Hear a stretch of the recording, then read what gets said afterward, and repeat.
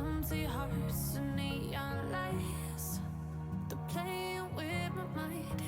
Gotta get out of here tonight. Oh, I wanna run off and fly. And I'll tell myself it's fine to be alone, just to find somewhere that finally feels like home. Oh, oh, oh.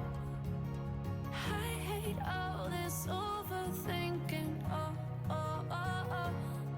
The more I swim, the more I'm sinking. Take me to a world of silver. No more heartbreaks, tears, painkillers. Take me somewhere unfamiliar. Bring me back to where we started out. Get me out of now. To where we started out. Get me out of now. To where we started out. La la la la la. Oh, oh. Get me out of broken hearts and starting fights, turning truth to lies. Gotta get up, stop wasting time.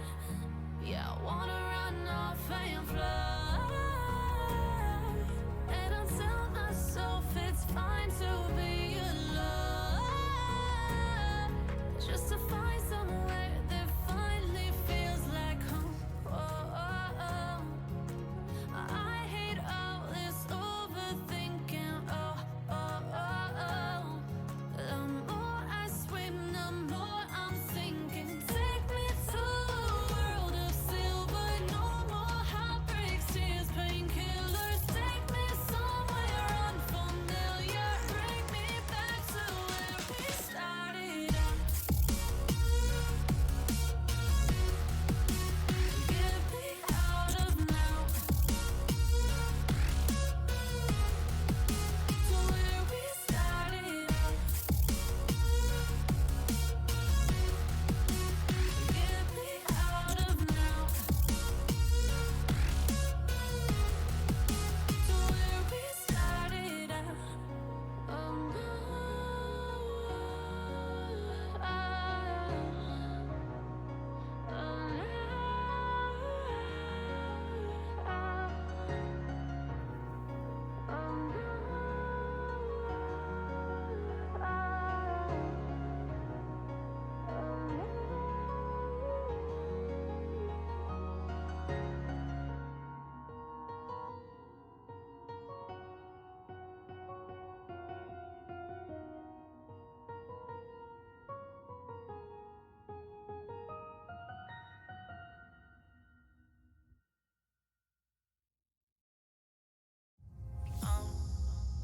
Down to the ground, you're dragging me. It's constantly. No, I won't make a sound. I love the pain. It sets me free. It's wrong, I can't make right. I love the better below. You tell myself that this is the last time. It's wrong, I can't make right. Slipping off in the moonlight when I knew the truth. I had myself for you. On the ground, I know the truth. I know the truth.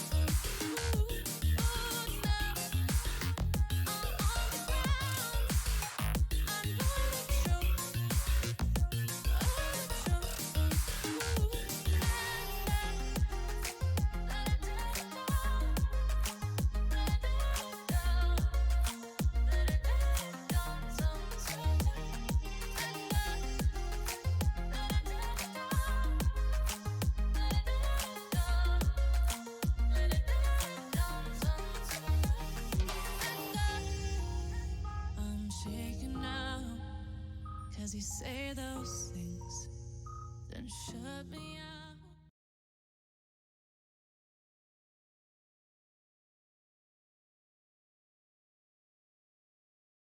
Agora sim, todos mutando a coisa errada. Olá, minha gente.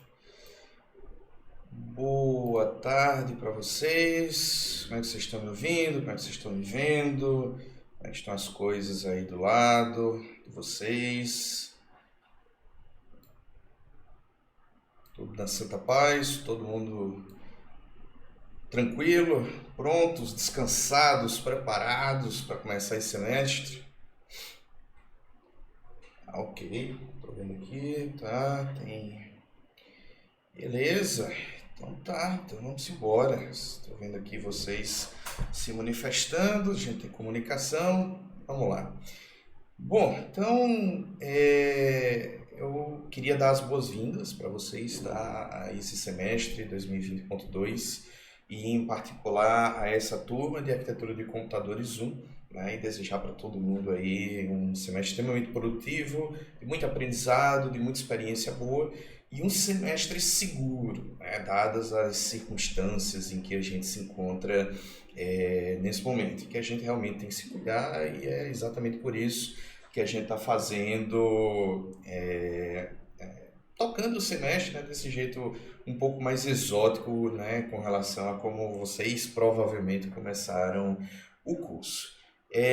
Eu sou o professor Everton Salvador, né, vou ser o professor dessa disciplina, e a ideia, e por sinal, deixa eu até...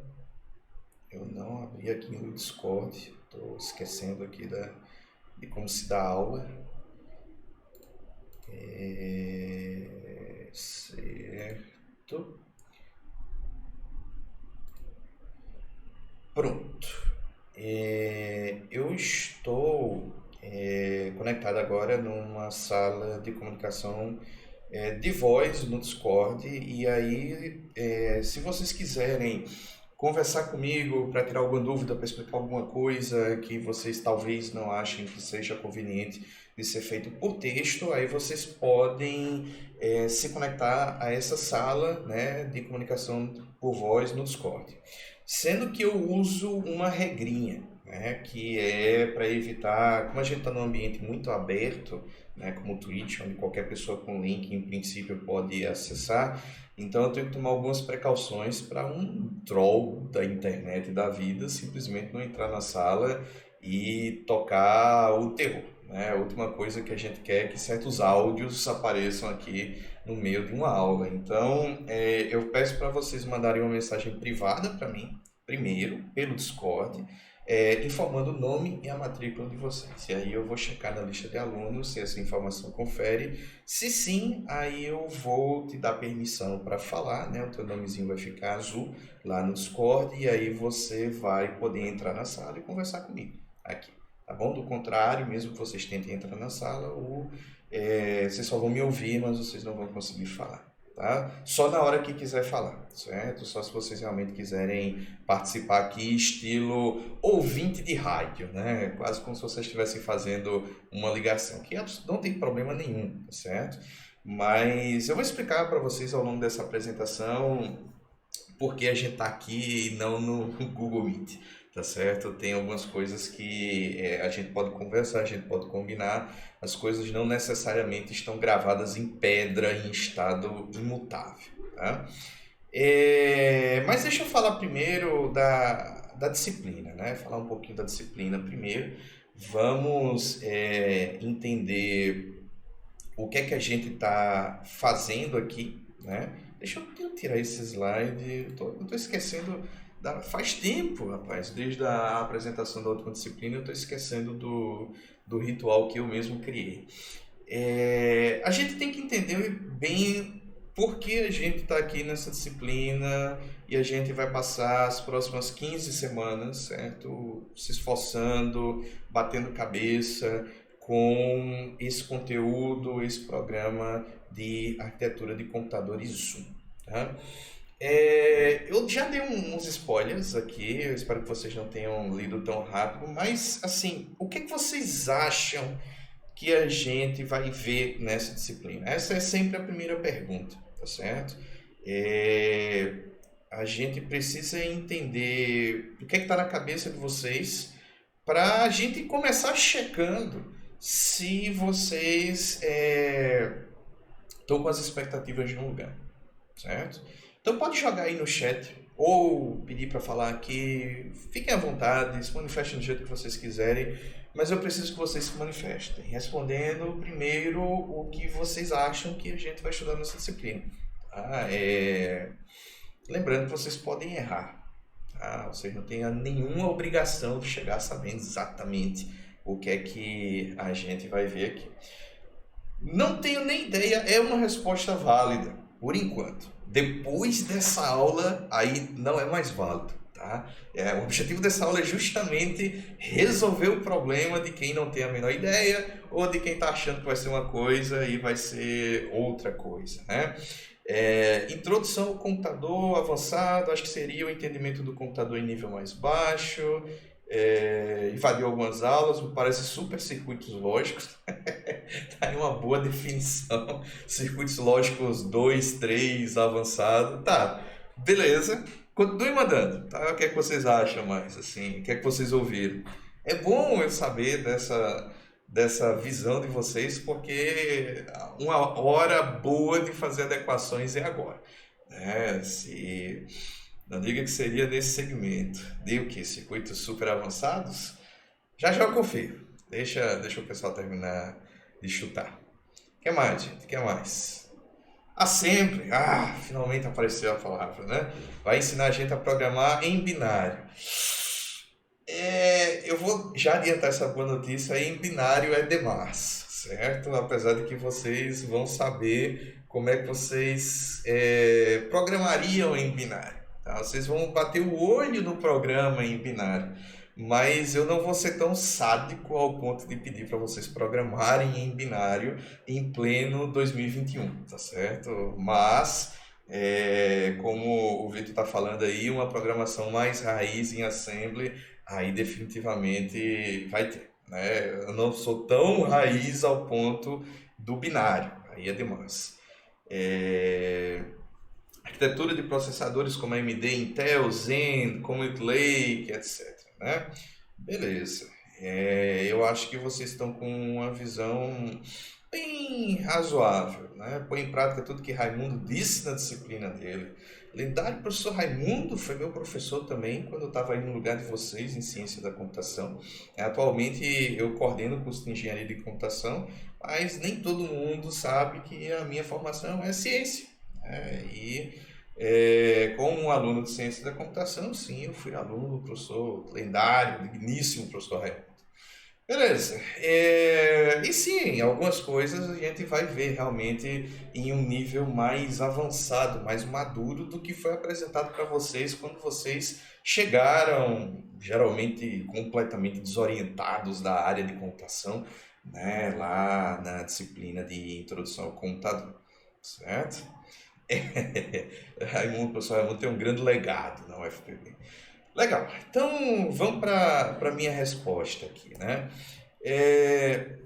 O que a gente vai ver nessa disciplina? Bom, basicamente a gente vai começar estudando a estrutura básica dos computadores, seus blocos principais e a interligação entre eles. Então a gente aprendeu lá na disciplina do Raimundo, para quem é de ciência da computação, não é só o pessoal de ciência da computação que está aqui nessa turma, certo? Tem o pessoal de engenharia de computação também, e aí foi um pedido meu, né? Eu pedi para eles se matricularem nessa turma, porque a demanda lá é bem menor e as emendas são perfeitamente compatíveis, tanto é que eu sou o professor dessa disciplina nos dois cursos, só que o código é diferente porque tem algumas pequenas diferenças de ementa, mas a versão que eu dou no curso termina atendendo as duas emendas tranquilamente.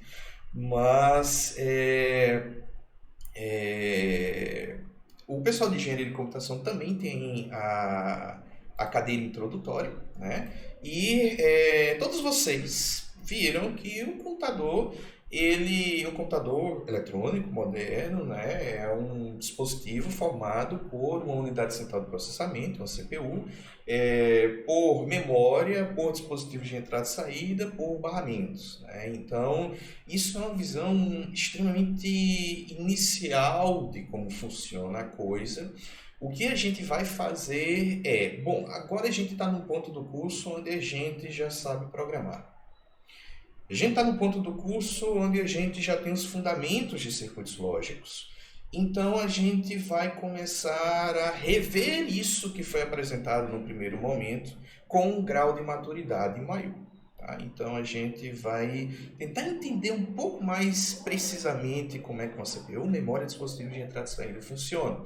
Né? E a gente vai tentar fazer mais relações de coisas que talvez estejam muito separadas na cabeça da gente, pelo menos em circunstâncias normais. Né? Aqui eu estou desconsiderando a possibilidade de vocês já terem conhecimento prévio sobre isso, mas existe uma relação, óbvio, entre nível da lógica digital, lá das portas lógicas, nível da microarquitetura. Aí vocês falaram, né, algumas microarquiteturas aí, por exemplo, Skylake, Comet, etc., que se diferenciam de arquiteturas, né, x86, MIPS, tudo isso são as arquiteturas de processadores, né? Sistema operacional, programas que foram desenvolvidos usando uma linguagem de alto nível, todas essas coisas se interligam. E a gente não sabe bem como ainda, mas a gente precisa saber, porque a gente está no curso de bacharelado. Então, é esperado que a gente entenda como essas coisas elas estão interligadas no nível mais profundo, porque para a gente não existe qualquer coisa a gente pergunta para alguém de computação, né? Para o entendido da área. Bom, nós somos os entendidos da área, então a gente precisa entender essas coisas. Tá?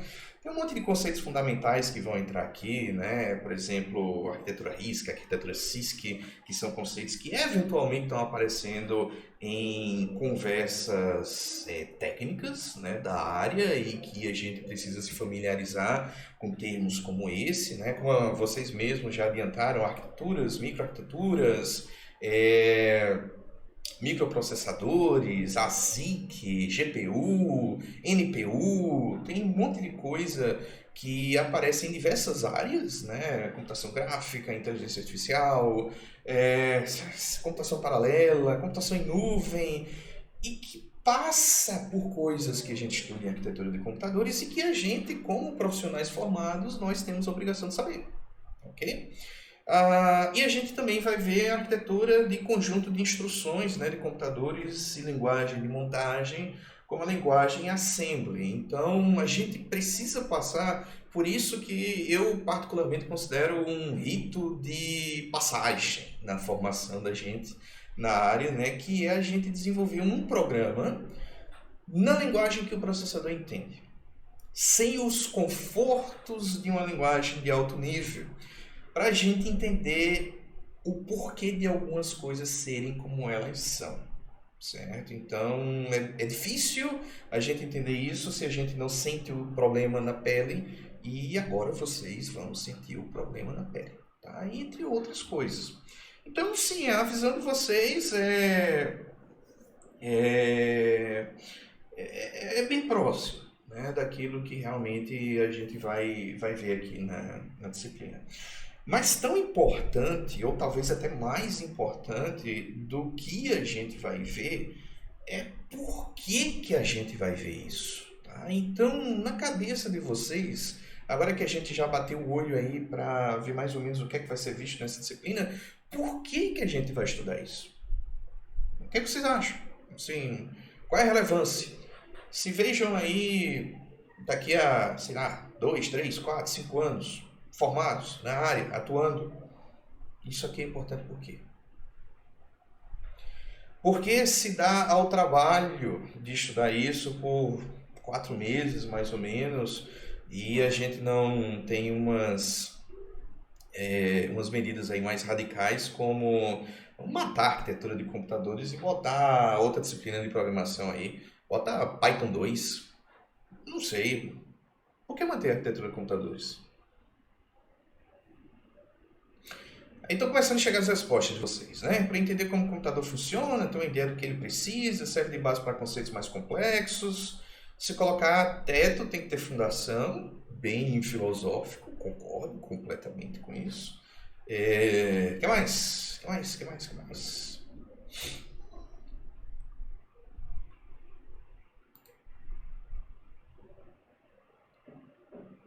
Preciso de mais respostas.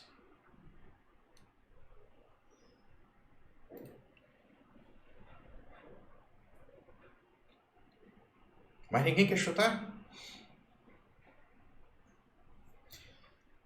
Bom, então eu acho que essa parte aqui é uma parte que a gente tem que discutir bem. Talvez vocês entendam menos o porquê que a gente vai estudar essas coisas do que vocês entendem o que é que a gente vai estudar, e isso é perigoso, porque a gente precisa saber onde é que a gente está tentando chegar.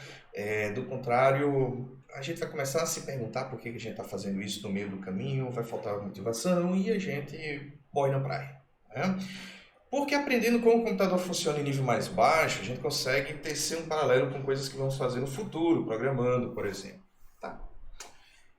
O que vocês responderam não está incorreto de forma nenhuma, certo? Eu vou somente apresentar a minha versão dessa resposta, que basicamente cobre o que vocês estão falando e talvez alerte vocês, né, chame a atenção de vocês para mais algumas coisas.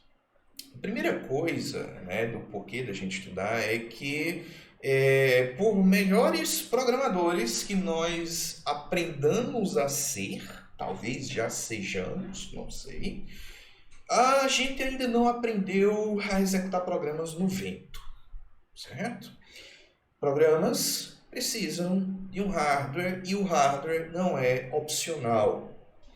Enquanto isso for verdade, a gente, por conta dessa dependência, precisa entender como o hardware funciona. Tá? A gente precisa saber o que é razoável de ser esperado, o que é que não é razoável, para que a gente possa tomar decisões com fundamento, né? com embasamento.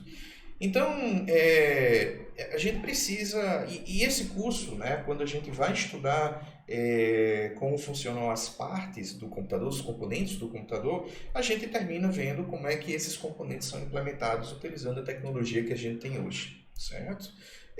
Então a gente vai ver, por exemplo, por que operações com memória são mais lentas, por que coisas implementadas em hardware são mais rápidas, por que um processador é mais adequado para uma determinada aplicação do que outra. E isso deve orientar uma série de decisões que a gente vai tomar no futuro, como vocês mesmos já falaram, né? Aí alguém vocês perguntaram aqui, um pouco de conhecimento técnico e informática ajuda no curso? Absolutamente. Quando eu entrei em ciência da computação, eu estava saindo do curso técnico, né, em processamento de dados, depois virou técnico em informática, né, do IFPB, na época era Cefet-PB, onde eu fui colega de turma dos professores Lincoln, vocês devem conhecer, professor Bruno Jefferson, né, fui contemporâneo do professor Bidu, tem toda uma galera que saiu desse e que tem o mesmo perfil, né? Passaram por um curso técnico e é um conhecimento que ajudou. Não é um conhecimento que a gente espera que você chegue na graduação tendo, é uma coisa que vocês vão desenvolver naturalmente na graduação também, mas que certamente ajuda. Tá? Agora, é importante a gente lembrar que esse não é um curso de montagem e manutenção de computadores. Aí isso eu preciso quebrar essa expectativa se alguém está com essa expectativa. Eu não vou aqui investir tempo detalhando o processo de montagem. Eu vou até fazer alguns comentários sobre isso, mas eu não estou aqui preocupado em vocês provarem que vocês sabem montagem de computador, nem manutenção, certo? Mas é uma coisa que eu digo que a gente aprende por osmose, né? Porque assim que a gente informa para a família e amigos que a gente foi aprovado num curso de ciência da computação, engenharia de computação, então já começa a se enfileirar os pedidos de, cara, meu computador tá com um negócio estranho aqui, meu celular tem isso que não tá funcionando direito, meu videogame parou de funcionar, dá uma força aqui, me ajuda, eu tô querendo comprar um computador para isso, que computador eu compro, me indica aí uma marca, formata aqui para mim, meu computador tá lento, opa, bati no microfone aqui, isso é um clássico tá? E todos nós passamos e continuaremos passando por isso. Quando a gente junta o que a gente aprende com a arquitetura de computador mais a vida, né, aí montagem e manutenção de computadores termina meio que entrando no sangue, né? Então, isso aí é meio que a forma natural como a gente termina aprendendo montagem e manutenção de computadores, tá? A outra coisa que a gente precisa a gente precisa entender um pouco melhor como linguagens se relacionam, tá? Vocês certamente conhecem essa linguagem aqui, do lado direito, tá? Que linguagem é essa? Eu estou olhando aqui para o lado porque eu coloquei um monitor aqui para poder ver quando eu tiver com o slide na minha frente, aí eu perco o chat, aí eu tenho que ficar entortando o pescoço aqui para ver. Que linguagem é essa aqui do lado direito, gente? Vamos lá. Vamos lá, isso aqui é para responder rápido, isso aqui é para responder um susto. Lado direito, que linguagem é essa? Cadê a linguagem? Ih, rapaz, não acredito. Vocês não estão reconhecendo que linguagem é essa. Parece C. Bom, parece. É C. Certo? Isso aqui é uma linguagem de alto nível. Algumas pessoas classificam C como linguagem de nível médio, mas vamos classificar ela como alta, que eu acho que é a definição mais formal dessa linguagem, tá? Aqui no meio, que linguagem é essa? Essa vocês não estudaram ainda não.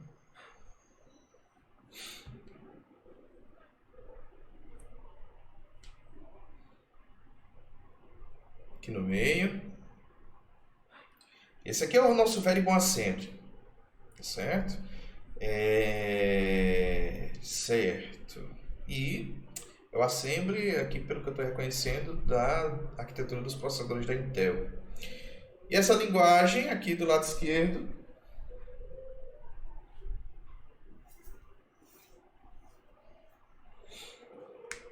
chuta o COBOL. O que mais? Tem mais algum chute fora COBOL?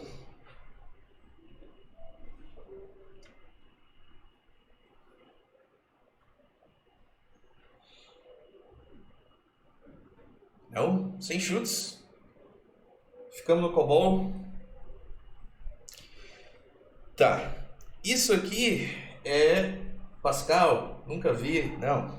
Pascal é bem alto nível até. COBOL tecnicamente é alto nível, apesar de que ele, comparado com linguagens mais modernas, tem bem é menos confortável de ser programado, de ser entendido, de se fazer manutenção. Isso aqui é um programa representado em linguagem binária. Tá? Vocês falaram, vamos programar em binário, bom, parabéns. Isso aqui é uma representação do binário, numa organização muito característica de quando a gente vai inspecionar o conteúdo exato que está na memória do computador, nesse caso, um programa que está na memória do computador, né? Onde cada par de 2 dígitos hexadecimais representa um byte. Cada dígito hexadecimal são 4 bits.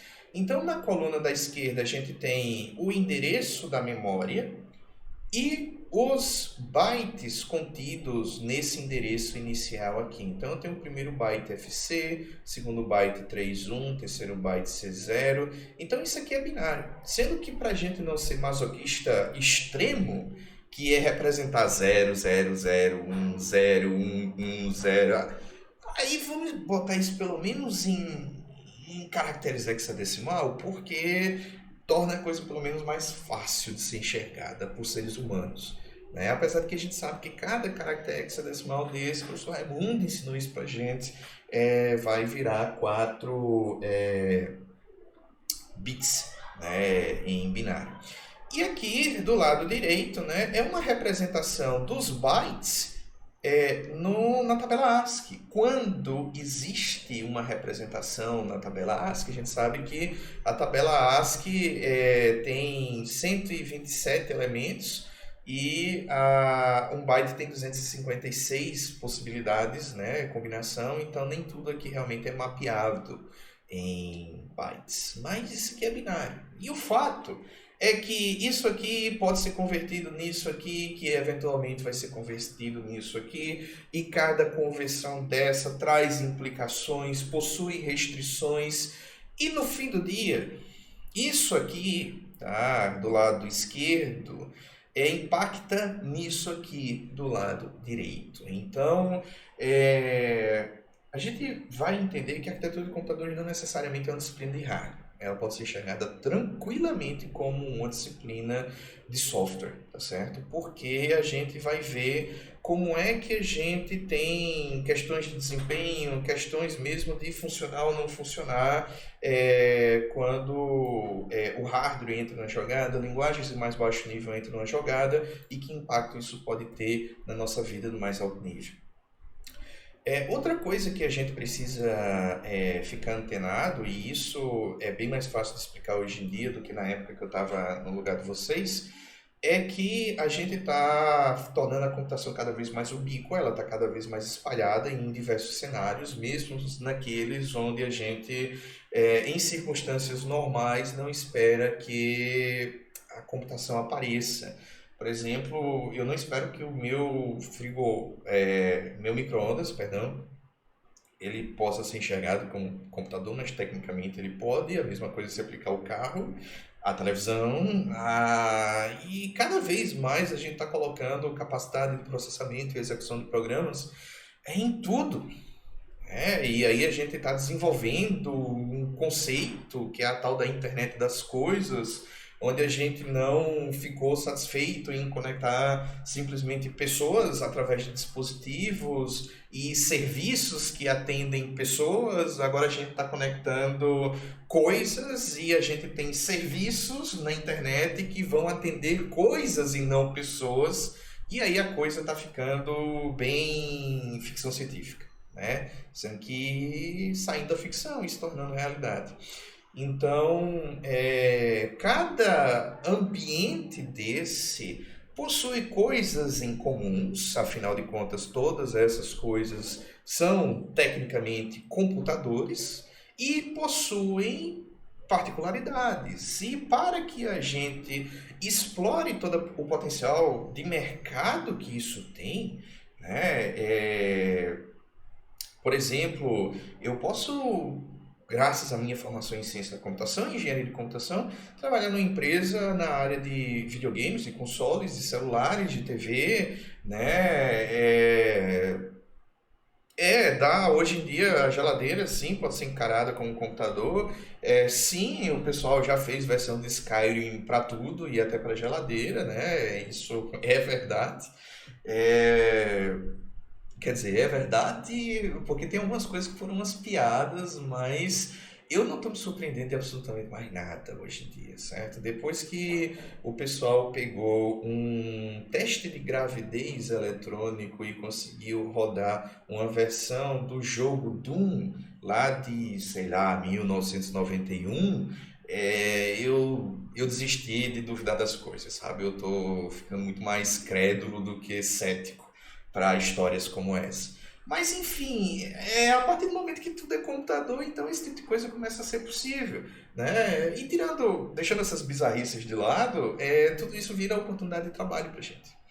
Mas para que a gente possa transitar bem entre essas plataformas diferentes, a gente precisa estar muito seguro sobre o que é que a gente espera que seja comum para todo mundo e que a gente já sabe por tabela e que a gente não precisa se preocupar, e o que a gente espera que seja específico e que sejam coisas que a gente precisa focar, certo? E aí a gente, com esse conhecimento, vai conseguir transitar mais rapidamente entre plataformas diferentes, dando foco àquilo que realmente é particular àquela plataforma e ficando tranquilos, dormindo tranquilos, que a gente conhece o restante dos fundamentos, tá?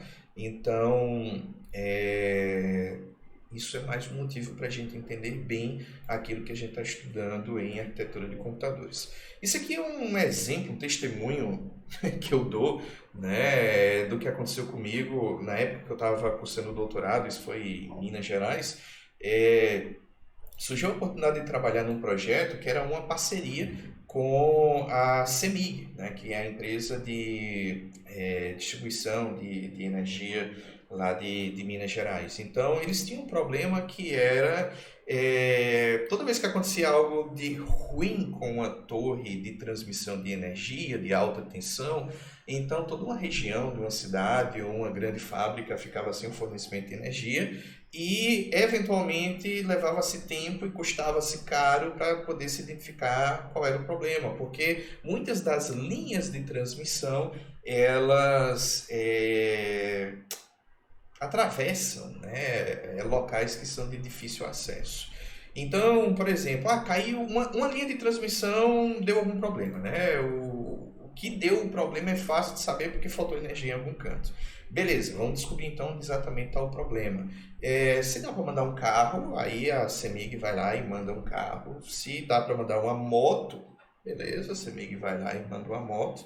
Mas quando nem a moto resolve, aí a CEMIG tem que mandar um helicóptero, né? Na época que eu estava nesse projeto, a CEMIG tinha 2 helicópteros, alguns pilotos muito bem treinados, para voo inclusive em baixa altitude, e eles faziam a inspeção visual dessas torres, e isso dependia de condições climáticas também, e desnecessário dizer que essa é uma operação bastante cara, demorada, e a demora por si só também causa prejuízos para todo mundo. Então, o que a CEMIG ela queria e ela pediu ajuda da universidade, e para isso a gente precisa desenvolver uma solução em que a gente consiga monitorar essas torres em tempo real, a gente consiga colocar um dispositivo embarcado em cada uma dessas torres e a gente consiga descobrir exatamente onde aconteceu o problema da forma mais rápida possível, mais barata possível, para que a gente melhore essa questão dessa resolução de problemas, né? Então, a gente foi trabalhar nessa solução e uma das coisas que foi decidida é que a gente colocou um monte de sensores, né, nessa caixinha aqui, que está nessa foto do lado esquerdo. Eu acho que vocês estão vendo o cursor do meu mouse, né? Deixa eu até ver aqui se o cursor do mouse está aparecendo. Tá no lugar certo. Às vezes o software de transmissão bagunça um pouquinho isso. E dentro dessa caixa a gente colocou um single board computer com um processador chamado Over, de uma empresa chamada Gumstix, em uma placa que foi fabricada pelo próprio projeto, com interface de rede, com uma variante de Zigbee chamada XV. Tem uma webcam aqui para a gente poder monitorar os cabos. Essa foto aqui do lado direito mostra os cabos de transmissão, cabos de para-raio, tudo isso alimentado por uma bateria de moto, de no-break, né?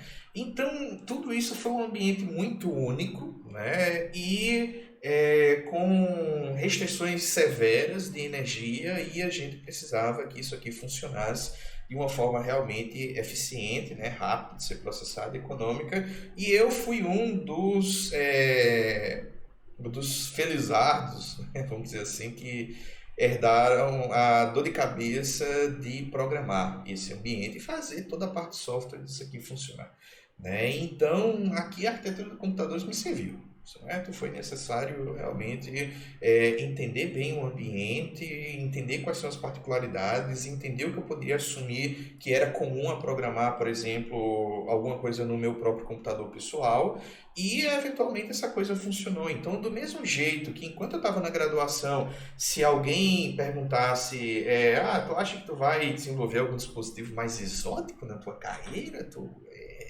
Eu ia dizer, rapaz, eu acho improvável. Esse negócio eu acho que é o tipo de coisa que é mais pra galera que vai pra indústria, que vai pro exterior, mas eu me enganei, né? Porque esse tipo de coisa apareceu e, na verdade, até continuou aparecendo em outros projetos, e é nessa hora que realmente é bom a gente garantir que a gente está entendendo bem esse conteúdo de arquitetura de computadores.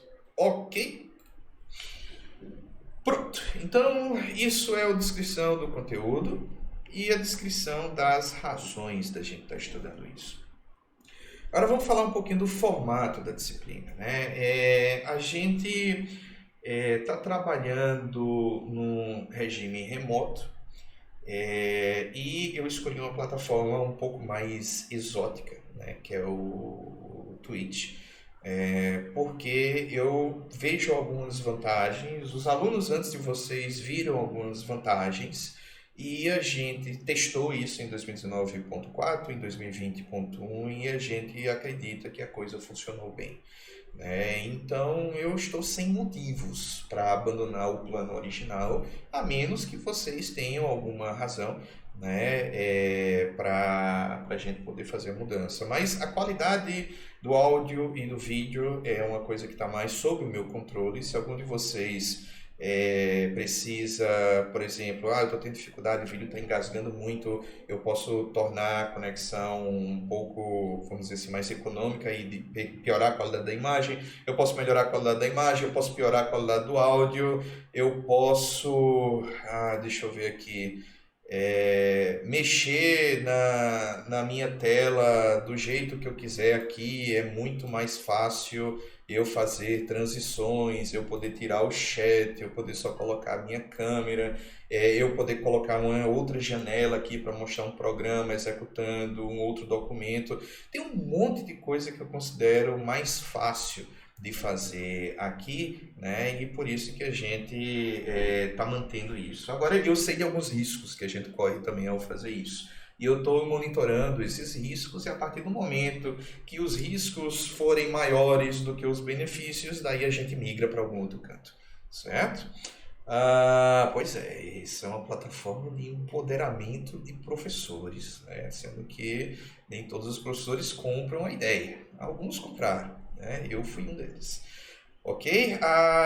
E, claro, uma das desvantagens do Twitch comparado com o Google Meet da vida, por exemplo, é a falta de possibilidade de comunicação por voz de vocês. E aí é onde entra o Discord. E o Discord aí tem dupla finalidade. Uma é dar um ambiente onde vocês podem interagir com vocês próprios e até com outros alunos de versões anteriores da disciplina e de outras disciplinas, enfim, todo mundo que passa por mim eu jogo no mesmo servidor Discord, então vocês podem se comunicar, vocês podem interagir e vocês podem participar por voz da aula, é só vocês manifestarem esse interesse, que na mesma hora eu estou monitorando aqui o tempo todo o Discord, até agora ninguém pediu para se comunicar por voz, quando alguém pedir eu vou checar se você é você e vou liberar a tua voz para aparecer aqui. Então funciona, certo? E se continuar funcionando, a tendência é que a gente permaneça aqui. Se alguém tiver algum problema, por favor, me avisem. Essa é uma das coisas que eu vou falar, que a gente precisa se comunicar muito bem no período remoto, porque senão eu não vou adivinhar problemas que vocês possam estar tendo. E um dos problemas pode ser, inclusive, dificuldade para acompanhar a transmissão, dificuldades técnicas. Tá? Então, se vocês não quiserem falar agora, vocês podem me avisar por isso por e-mail, reservadamente depois. E eu prometo a vocês que eu vou fazer o meu melhor para tentar deixar todo mundo em condições favoráveis para acompanhar o conteúdo das disciplinas. Outra coisa é que a nossa disciplina ela vai ter uma quantidade muito alta de aulas assíncronas. Essa é uma aula síncrona, Mas em 2019.4, quando a gente começou toda essa questão de ensino remoto por conta da pandemia, eu resolvi fazer os meus experimentos. Eram tempos malucos aquele, e eu resolvi abraçar a loucura e fazer de conta que eu era um youtuber de Araque. E aí eu resolvi gravar os vídeos das aulas e tentando dinamizar ele da melhor forma possível. E aí nessa história do dinamizado, tentar tornar a coisa um pouco mais, assim, menos pesada e mais puxada para, vamos dizer assim, uma apresentação mais leve e com edição de vídeo mais pesado, vocês vão ver que eu uso muitos cortes, para tornar a coisa mais objetiva, mais rápida e para tirar as bobagens que eu falei ali nas gravações. Um dos dois efeitos eu acho que vai ter, Ou vocês vão curtir, vão achar legal, vão achar engraçadinho, ou vocês vão morrer de vergonha alheia. Mas mesmo nesse segundo cenário, talvez seja melhor vocês se estribuchando de vergonha alheia e acordados do que dormindo. O que talvez a gente tenha em algumas aulas síncronas, especialmente em aulas às 14 horas, logo depois do almoço, em dias chuvosos, como não é hoje, mas que pode ser amanhã, isso aí pode ser mais problemático. E outra vantagem das aulas assíncronas é porque a gente fica menos suscetível a problemas técnicos. Vocês podem cair, isso é um problema. Eu posso cair, isso é um problemaço, porque eu caindo aqui, faltando energia, a internet caindo, ou mesmo um vizinho meu aqui começando uma obra muito louca, fazendo um barulho mais alto, tendo algum problema desse tipo, vai prejudicar a turma toda, e as aulas síncronas são muito mais problemáticas nisso do que as aulas assíncronas, onde vocês assistem uma hora que é boa para vocês, porque vocês podem ter os problemas do lado de vocês também. A família de vocês pode estar num momento não positivo, pode estar tendo briga perto de vocês, pode estar tendo barulho de construção, vizinho, pode ter N coisas. Então, se vocês quiserem assistir essa aula de 3 da manhã, vocês vão poder assistir a aula de 3 da manhã. Essa é uma das vantagens das aulas assíncronas, tá? Agora, a aula síncrona é uma faca de dois legumes, né? Porque vocês precisam se disciplinar para reservar um tempo, para assistir às aulas, para rever as aulas se necessário, e para poder encaminhar dúvidas, encaminhar perguntas e garantir que realmente a coisa está sendo bem entendida, certo? Porque se isso não acontece, então você vai começar a se embananar ao longo do semestre, a fazer tudo de bolo, tudo de última hora, e a coisa vai virando uma bola de neve, que por sinal é até o que eu vou comentar aqui. Eu estou prevendo só 4 aulas síncronas esse semestre, onde essa é uma delas. Depois dessa, a previsão é que tenham só mais 3. A gente pode agendar outras aulas se necessário, mas em geral não tem sido, certo? Então, a gente vai usar aulas síncronas quando realmente fizer sentido a gente interagir de forma síncrona, tá? Quando isso acontecer, aí isso vai acontecer nesses dias e horas que estão sendo mostrados aí, que você já sabe muito bem, dado que isso foi apresentado quando vocês foram fazer as matrículas. A forma como eu vou avaliar vocês é a seguinte, vão ser 4 notas, ok? 2 notas vão ser geradas a partir de 6 mini testes que vocês vão fazer, são basicamente exercícios, né, em que vocês têm que fazer a entrega dentro dos prazos. Os 3 primeiros mini testes viram uma nota, a média deles, e os 3 outros mini testes, 4, 5, 6, vão virar outra nota, a média deles. Em seguida, a gente tem a terceira nota, que é um trabalho com a linguagem Assembly, e a quarta nota é um trabalho no nível da microarquitetura, explorando técnicas de microprogramação, tá? Então, esse é o nosso programa de avaliações, e a média parcial de vocês, né, vai ser a média aritmética dessas 4 notas.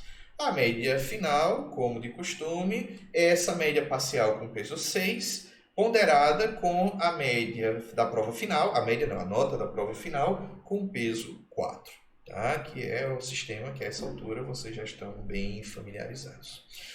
Bibliografia que a gente vai utilizar é basicamente essas duas aqui, tá? A gente vai ver o livro do Tannenbaum, certo? Organização Estruturada de Computadores. Esse vai ser o nosso guia para a primeira parte da disciplina. Vocês vão ver que essa disciplina ela está organizada em 2 partes. Respondendo rapidamente, os trabalhos são todos individuais. Eu não estou fazendo trabalhos em grupos porque eu entendo que é mais difícil a articulação de vocês em grupos, né? Principalmente quando vocês não conhecem os demais membros da turma. Eu sei que não é o caso de muitos de vocês, mas é o caso para algum de vocês, alguns. Então, eu estou priorizando o trabalho individual mesmo, tá? Vocês vão ver que a disciplina é dividida basicamente em 2 partes. Tem uma primeira parte, que é uma parte mais teórica, no sentido de revisão de conceitos básicos, antes de a gente fazer coisas de cunho mais prático. Tá? Essa parte mais teórica, ela está coberta pelo livro do Tannenbaum. Se esses livros têm na biblioteca virtual, cara, eu não chequei isso, né? Por favor, eu vou pedir para vocês checarem isso por mim e me avisarem. Tá aí uma coisa interessante. Eu sei que tem na nossa biblioteca física, mas a virtual eu realmente não chequei, tá certo? Show, isso aqui é uma informação boa, né? E o outro livro, que é o livro Organização e Projeto de Computadores, do Patterson e do Hennessy, é o livro que a gente vai usar depois da gente ter visto a linguagem Assembly, exatamente quando a gente for estudar o nível da microarquitetura. E aí eu vou precisar trabalhar com a edição específica desse livro, que é a terceira edição, porque essa é a edição que cobre o conteúdo de microprogramação. Né? Infelizmente, como microprogramação ela está sendo menos utilizada em processadores mais populares, apesar de que é uma técnica que ainda é empregada em algum nível, mesmo em processadores como o da Intel, mas eu considero, tanto é um item da ementa da disciplina, como eu considero importante, mesmo que não fosse, né, mas para quem está estudando o nível da microarquitetura, saber como é que a gente faz um controle de uma microarquitetura com microprogramação, né, já que utilizando circuitos lógicos para fazer esse controle, a gente consegue inferir mais facilmente, porque todos nós passamos pela disciplina de circuitos lógicos. Tá, então, mas infelizmente os autores precisaram economizar nas páginas aí, em outras edições, e esse conteúdo terminou ficando perdido na terceira edição. E aí eu vou pedir para vocês correrem atrás dessa edição específica. Mas esse é um livro que a gente só vai empregar para um tema, que é microarquitetura. Certo? O que mais? E aí vem algumas dicas para essa disciplina funcionar bem para todo mundo. A primeira delas é o ritmo da disciplina é relativamente lento na primeira metade e acelerado na segunda. Cara, eu acho bom, só avisando, essa aula ela vai ficar gravada, tá? E ela vai ser colocada no YouTube, junto com os outros vídeos que vocês vão ver. Eu vou colocando os links deles no cigarro, certo? E é bom eu ter algumas coisas gravadas, porque não dá nem espaço para vocês dizerem: ah, mas o senhor não disse isso, a gente não estava sabendo. Aí eu vou apontar para esse vídeo, tá? Então, para que vocês não corram o risco de alegarem no futuro eu não estava sabendo, ouçam com atenção.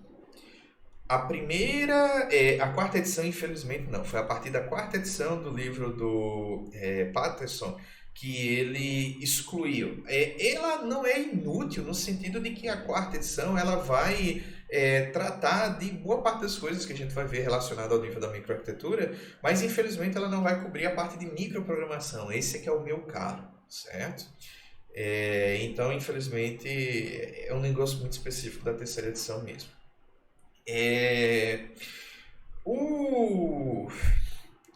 O ritmo da disciplina ele vai começar lento, enquanto a gente estiver estudando os conceitos mais fundamentais relacionados à organização estruturada de computadores. Nas primeiras aulas vocês vão saber o que é isso, a processadores, a memória e a dispositivos de entrada e saída e barramentos.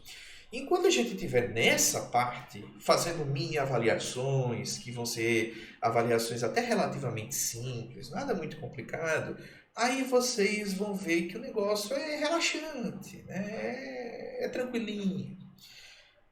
E aí, quando a gente pular para a parte da arquitetura do conjunto de instruções para assembly, e isso a gente já vai ter passado da metade da disciplina e se aproximando do final do semestre e as outras disciplinas apertando, aí a curva de dificuldade vai começando a subir. E ela sobe rápido.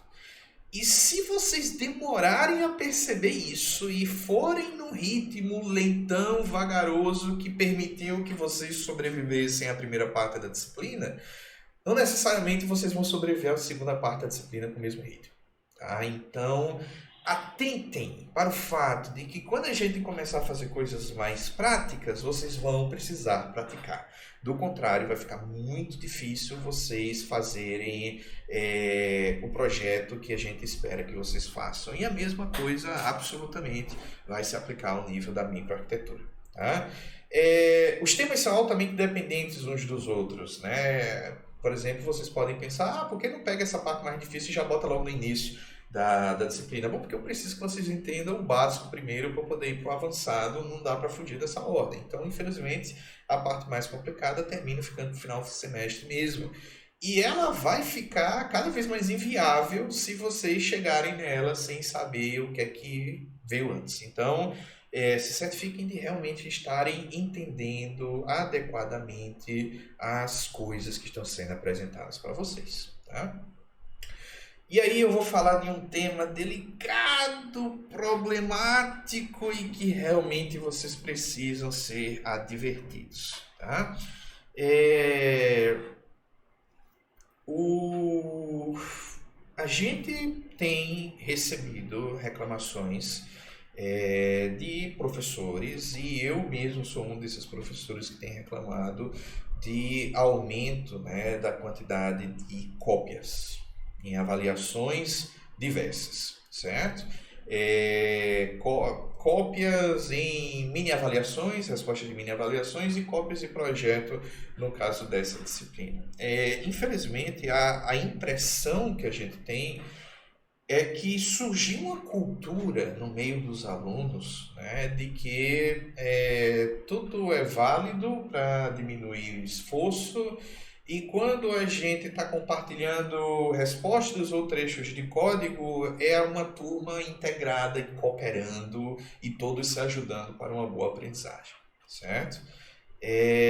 Eu não faço a menor ideia de onde vocês tiraram essa história, porque existe uma diferença considerável entre se ajudar para que um garanta um bom aprendizado, né? E literalmente compartilhar coisas prontas e utilizarem coisas uns dos outros, ou então irem na internet e pegar uma solução pronta, ou uma parte de uma solução pronta, ou uma parte de uma resposta, e vocês utilizarem isso e não referenciarem e acharem que isso é válido. Tá?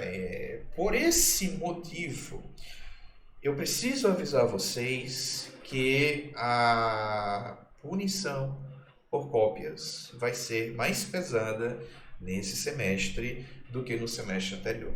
E as punições do semestre anterior foram mais pesadas do que as punições que apareceram no semestre 2019.4. Porque eu comecei pegando leve, né, em respeito às mudanças bruscas que a gente estava tendo, mas eu estou percebendo que a coisa está começando a ficar um pouco mais enraizada, e isso não é bom, e a gente vai matar isso na base da paulada se necessário, certo? Então, estejam cientes de que vocês correm um risco real de terem uma nota completamente anulada, zerada, se vocês forem por esse caminho. Dica: quando vocês forem responder mini avaliações, estudem, leiam, consultem, entendam, joguem fora o material, entre aspas, só a faixa para você jogar no lixo, mas respondam com as suas palavras. E na hora de implementar um projeto, a mesma coisa. Coloquem os seus códigos, as suas instruções, e não tentem estar ali o tempo todo batendo o olho e pegando coisas de outras fontes, porque eu tendo a perceber esse tipo de coisa. Ok, gente? Por favor, estejam avisados. Isso é muito importante, né? E eu preciso que todo mundo entenda bem isso agora. A outra coisa que eu vou comentar aqui é que o plano individual de estudo de vocês deve ser realista, no sentido de que a nossa aprendizagem não acontece de uma forma muito repentina. Tem alguns planos que são bem bizarros, né? Que, por exemplo, são para essa minha avaliação 2 horas de vídeo que eu preciso assistir. E o prazo para enviar essa mini avaliação é 23 horas e 59 minutos da sexta-feira. Então, quando for às 7 horas da noite da sexta, eu vou ver os vídeos, porque aí eu termino de 9 horas, né? E aí eu consigo fazer a minha avaliação de boa, né? Aí dá tempo de submeter e eu ainda consigo sair para jogar a minha partida de League of Legends. Tá?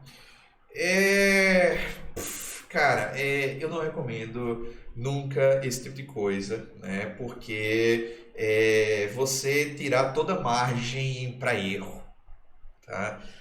você achar que você vai conseguir entender tudo de primeira e que mesmo que você não entenda, em poucas horas, seja lá que problema vai aparecer, você vai conseguir resolver. 9 horas da noite, se tu me mandar um e-mail, né, tirando uma dúvida, querendo tirar uma dúvida para algo que tu vai entregar de 23,59, cara, eu talvez não responda, né? Porque eu mesmo talvez esteja fazendo outra coisa na minha vida, cara. Eu tô descansando, eu trabalhei o dia todo. Às vezes eu trabalho de noite, sim, mas eu não fico 24 horas de plantão para responder dúvidas que surgem 1 a 2 horas antes do prazo, né? Então, o que acontece a qualidade do vídeo para 720 eu posso reduzir, tá? Eu vou tá travando um pouco aqui, ok. Eu vou dizer para vocês exatamente qual é a taxa que eu estou transmitindo. É aproximadamente 3,7 megabytes, tá? Megabits, perdão, 3,7 megabits. Então, se vocês estão numa conexão de 5 megabits e com outras coisas sendo baixadas, pode ser que seja um aperto. Se vocês estão com uma conexão de menos de 3 megabits, isso certamente é um problema. Tá? Eu posso baixar sim, aí eu tenho que baixar a resolução e também baixar a taxa de transmissão, porque do contrário, reduzir a resolução não ajuda. Tá? Mas ok, eu vou tentar ficar de olho nisso e reduzir um pouquinho a resolução para a próxima transmissão. Me lembra se eu esquecer, tá certo? Só não ajusta agora porque a gente já está no final, aí eu teria que derrubar o streaming, ajustar, recomeçar, aí é um pouco mais complicado. Mas, como eu estava dizendo, só para concluir o raciocínio, por favor, comecem as coisas com antecedência, se deem tempo para problemas acontecerem, vocês terem dúvidas, vocês encaminharem dúvidas e vocês serem atendidos. E aí sim vocês conseguirem fazer as coisas, tá? E lembrar que no fim do dia vocês são os últimos responsáveis pelo aprendizado de vocês mesmos. Eu sou um facilitador, eu não sou responsável porque eu não tenho como estar constantemente vendo o que está se passando dentro da cabeça de vocês. Eu faço as minhas verificações através de avaliações, mas na avaliação meio que já é um pouco tarde, né, para a gente estar descobrindo problemas de aprendizado. Então é importante que vocês tenham esse senso de autocrítica, vocês possam estar o tempo todo checando se vocês realmente estão conseguindo acompanhar, estão conseguindo entender, se tem dúvidas, e quando aparecerem dúvidas, se comunicarem comigo. Se vocês mandarem mensagem para mim por e-mail, eu vou ver. Pelo Cigar eu vou ver. Pelo Discord eu vou ver. Nos comentários do YouTube eu vou ver. Então, meio que não tem desculpa para vocês não se comunicarem comigo. Agora vocês precisam tomar iniciativa, certo? Porque eu não vou adivinhar que vocês estão passando por problemas e, obviamente, eu também preciso de um tempo para poder atender vocês e ajudar vocês a resolverem um determinado problema. Tá? Além disso, coisas como essa que vocês estão falando, a taxa está muito alta, eu poderia reduzir um pouco, que está travando aqui um pouco do meu lado, é o tipo de coisa que eu preciso saber para poder ajustar. Se vocês estão tendo qualquer outro tipo de problema, vocês precisam me avisar, né, para que eu possa ajudar vocês a encontrarem uma solução. Então, se comuniquem comigo, não sejam aquelas pessoas que está acontecendo o mesmo monte de coisa, vocês estão ficando chateados com o mesmo monte de coisa, mas ninguém disse uma palavra. E aí eu não vou adivinhar mesmo, tá certo? Ok, os envios vão ser pelo Cigar? Sim. Envio de mini avaliações, implementações de projetos, tudo isso a gente vai fazer pelo Cigar. Ok? Tá aí o meu e-mail, certo? A gente não vai usar Google Classes, a gente não vai usar Moodle, a gente não vai usar basicamente nenhum ambiente extra que não seja o próprio Cigar. Né? E hoje, né, até o fim do dia, eu já vou colocar para vocês slides e links, né, das videoaulas até a primeira mini avaliação. E aí vocês têm prazo para poder fazer a mini avaliação, né, e entregar. E vocês, claro, por favor, respeitem esse prazo. É importante vocês estarem de olho nele. Os prazos, eles vão... Eu acho que todos os prazos já estão lá no Cigar. Aquelas datas não estão gravadas em pedra, porque eventualidades acontecem e eventualidades nos levam a mudar aquelas datas. Mas, em princípio, o plano vai ser aquele ali, tá? Pode deixar que eu vou colocar, assim, um link dos vídeos direto no Cigar. E aí, através desses links, vocês conseguem chegar ao canal, tá? Eu não recomendo Quer dizer, vocês podem sair assistindo vídeo até de coisas que a gente não chegou no ponto ainda. O que vai ditar em que ponto a gente está na disciplina são as mini avaliações, certo? Então, é através do que está sendo cobrado na mini avaliação que você tem que saber mais ou menos em que ponto a gente está. Se quiser assistir vídeos mais avançados, pode, eu só recomendo que vocês assistam na sequência, tá? Porque senão as coisas podem ficar um pouco confusas. Ok, gente? Vocês têm dúvidas? Vocês querem fazer perguntas finais? Aproveitar que agora é um excelente momento para a gente esclarecer coisas. Ou a gente encerra por aqui? Como é que tá isso aí para vocês?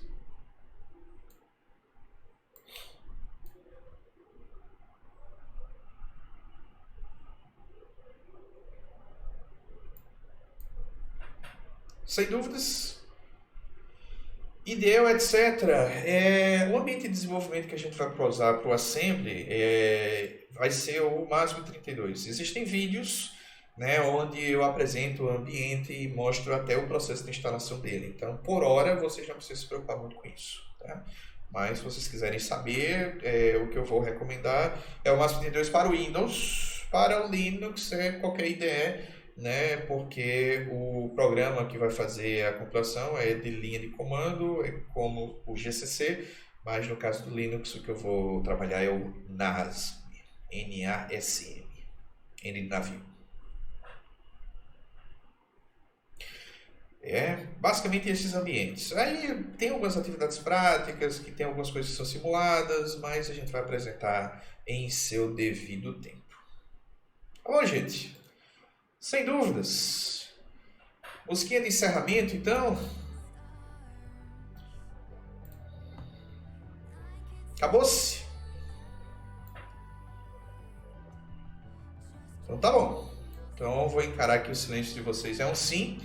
No mais, mais uma vez bem-vindos, gente. Se esforcem, tá? Corram atrás, garantam aí o setup. Setup é o notebook que é usado para todo o resto. Acabou-se meus tempos de pensar em fazer streaming aqui no canal de games e coisas que realmente forçariam aqui um setup mais pesado. Mas é isso aí, gente. Vamos que vamos. Mandem brasa, qualquer coisa avisem aí de problemas. E aí, que todos nós possamos ter aí um excelente semestre. Valeu, até a próxima. Tchau, tchau.